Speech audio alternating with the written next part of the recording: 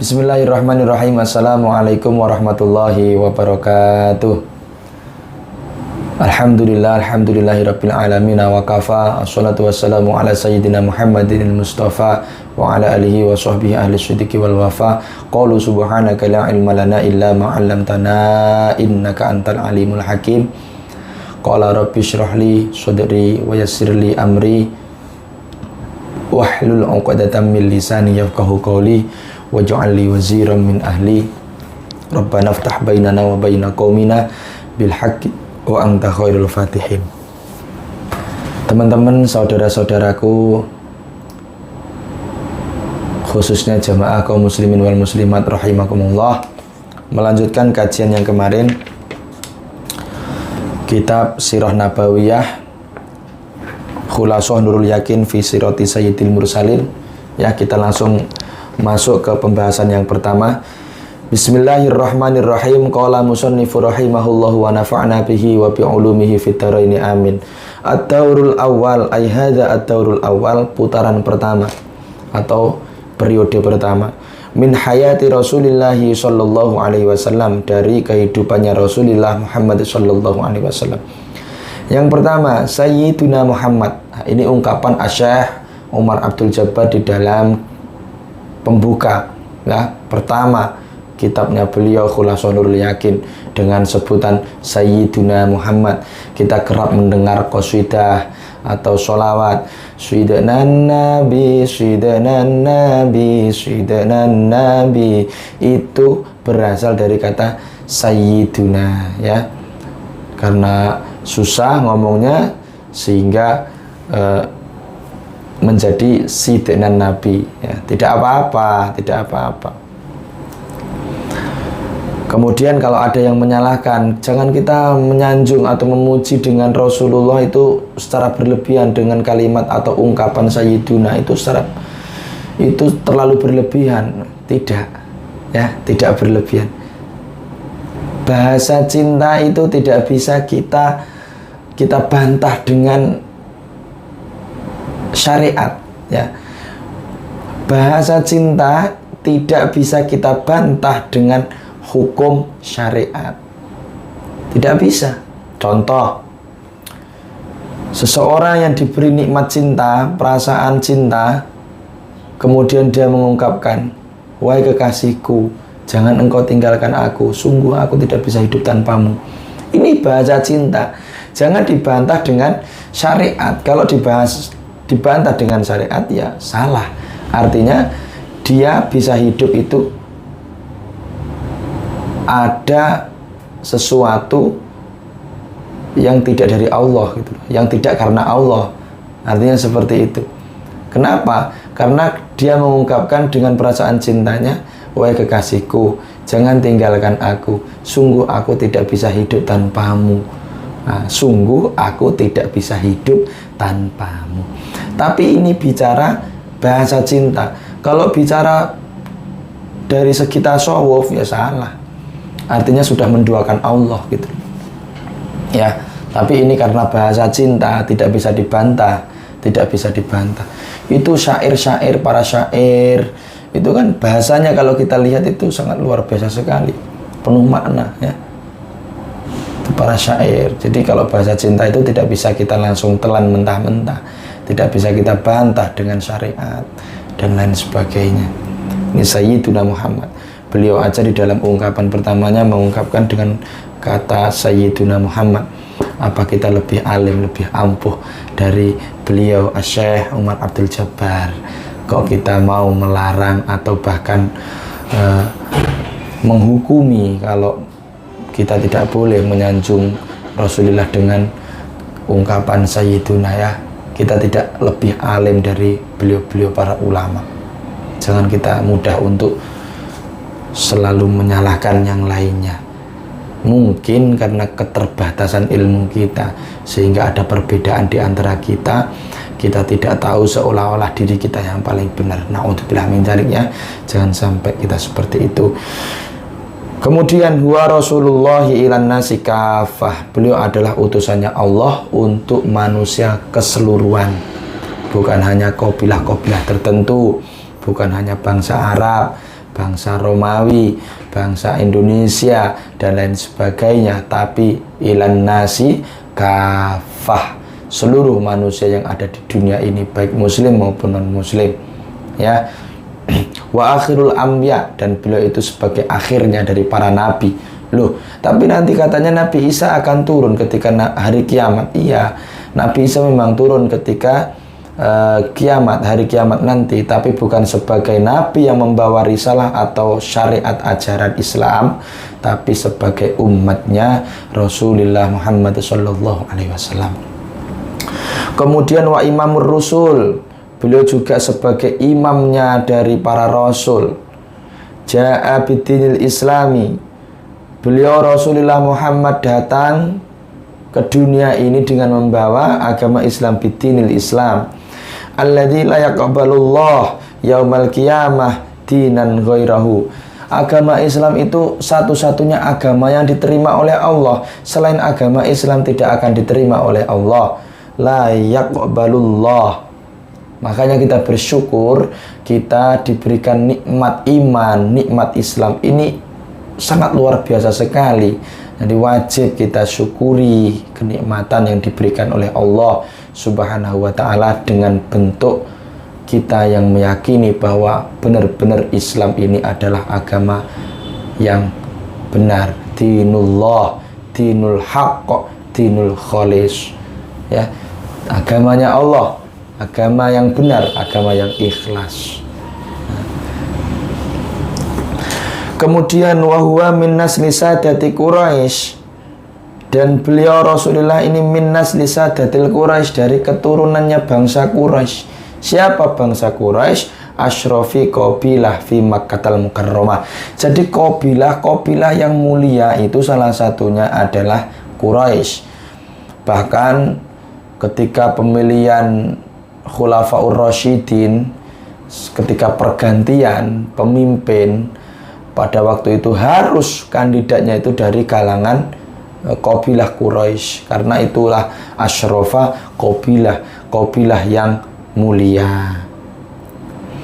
Kemudian wayata siluna sabuhu, dan nasabnya Rasulullah ini tersambung bi Ismail, kepada Nabi Ismail ibni Ibrahim alaihi wassalam.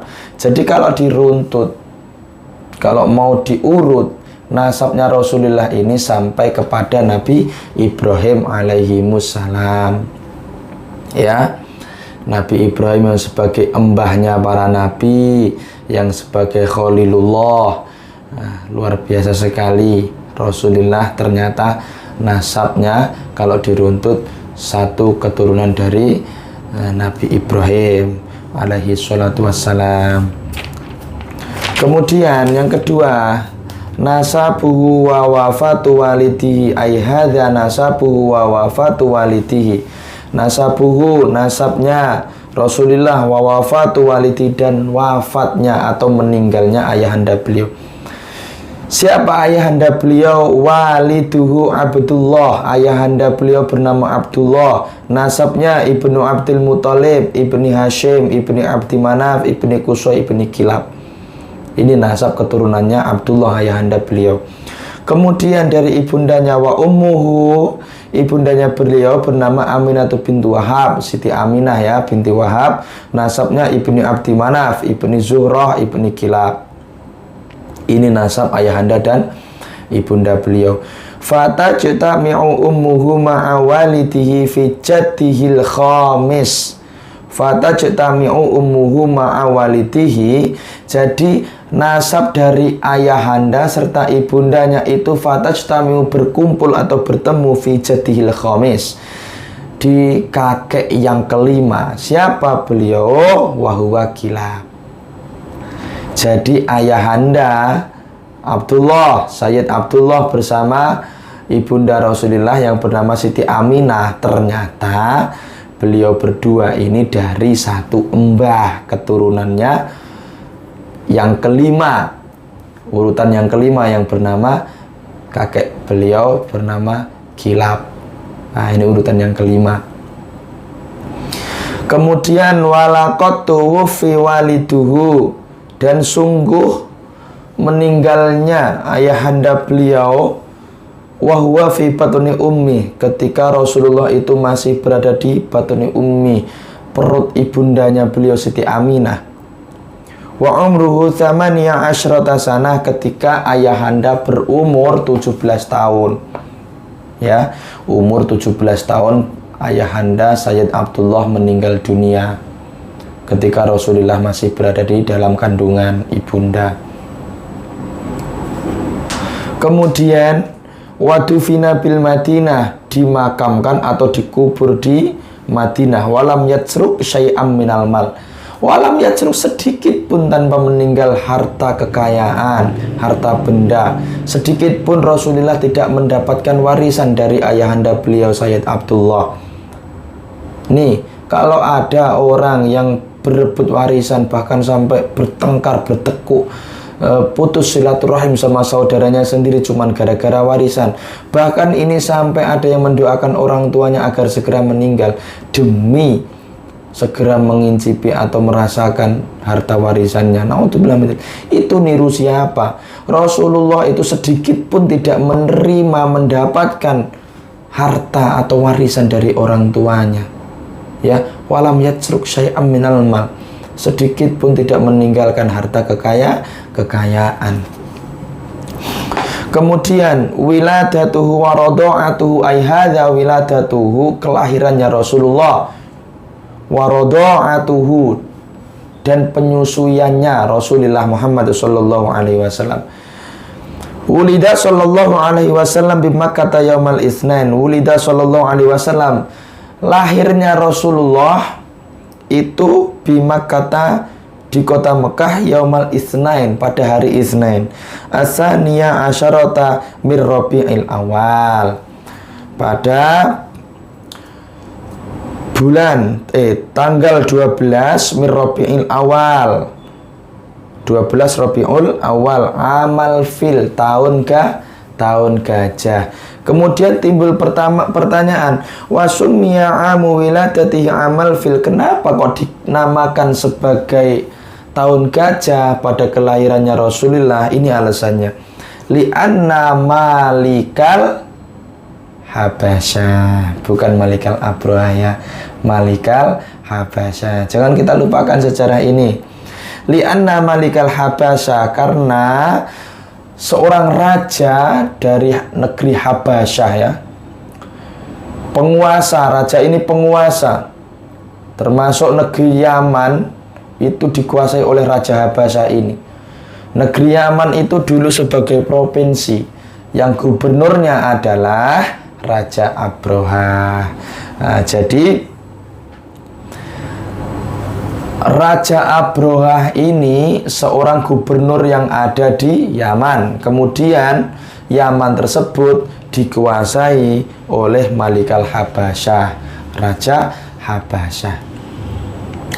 Sutradaranya ya mereka berdua ini, Malikal Habasyah dan Malikal Abroha. Arsala amawiladatihi jaisan ila Makkah. Jadi mereka berdua ini mengirimkan pasukan ke Mekah. Kenapa? Karena iri dengan Mekah, kota Mekah. Irinya begini, Mekah itu sebagai kota yang dijadikan sentral dari segalanya, pusat perekonomian, pusat perindustrian, pusat peribadahan, pusat perdagangan, dan pusat-pusat yang lain. Maju sekali. Bahkan disebutkan bahwa Mekah itu Ummul Qura, ya, induknya, ibunya para desa-desa itu ya itu Mekah. Luar biasa sekali. Sehingga itu Raja Habasyah ini iri. Bagaimana caranya agar Yaman ini bisa menjadi pusat sentral dari segalanya, perekonomian, peribadahan, perdagangan, perindustrian, dan lain sebagainya. Lalu dicari alasannya. Ternyata ketemu satu. Ada satu alasan kenapa kok Mekah itu bisa maju seperti itu. Karena satu, ada pusat peribadahan yang membuat orang-orang itu menghampirinya.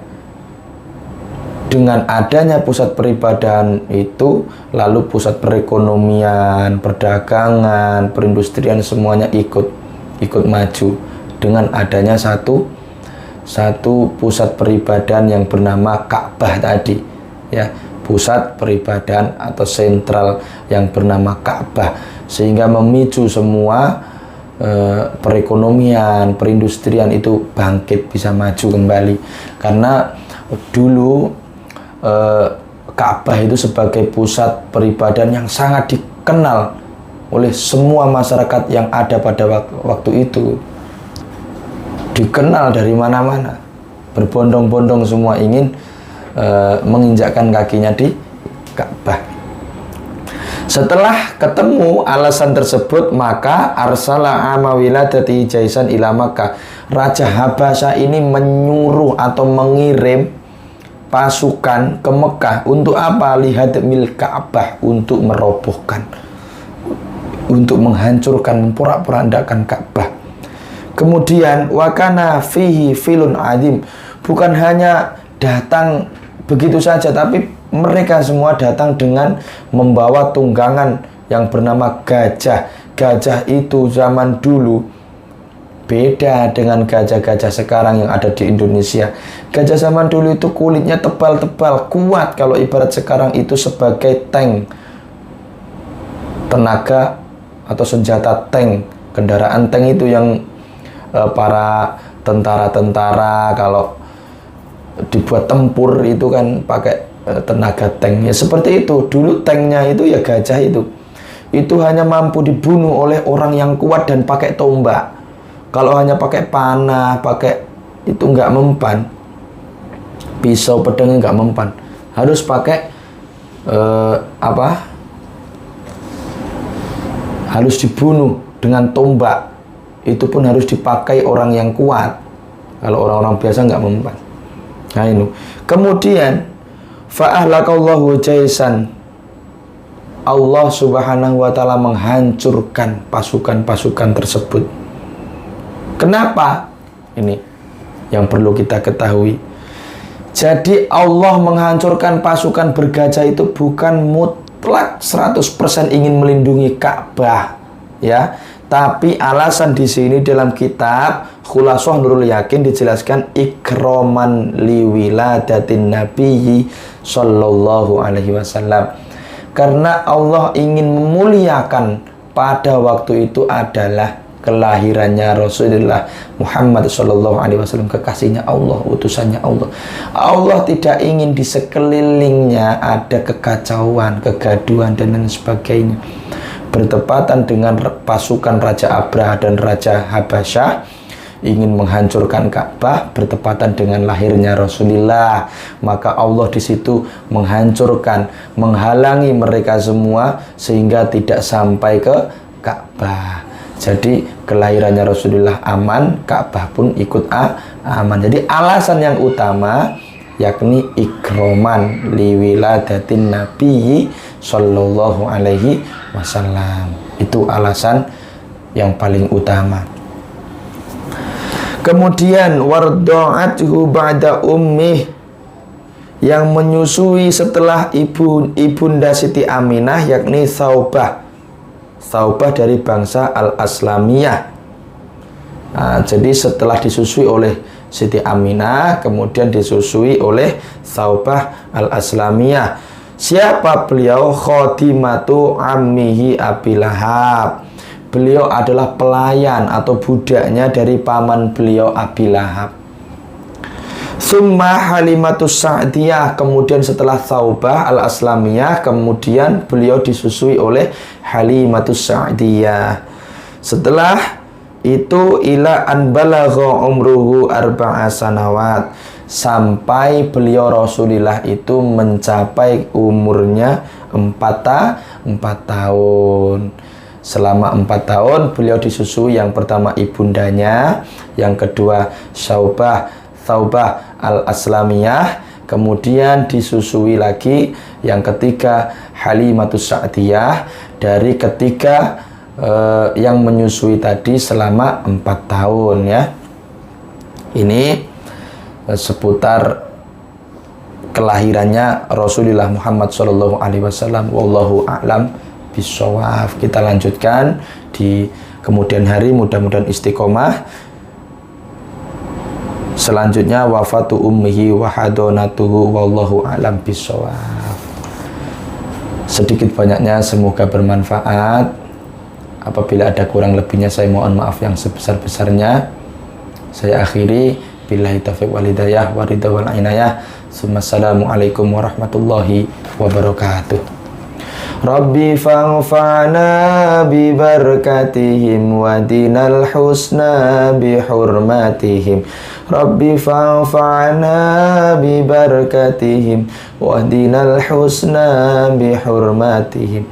Rabbi fa'fa'na bi barakatihim wa dinal husna bi hurmatihim. Subhanakallahumma wa bihamdik asyhadu an la ilaha illa anta astaghfiruka wa atubu ilaik.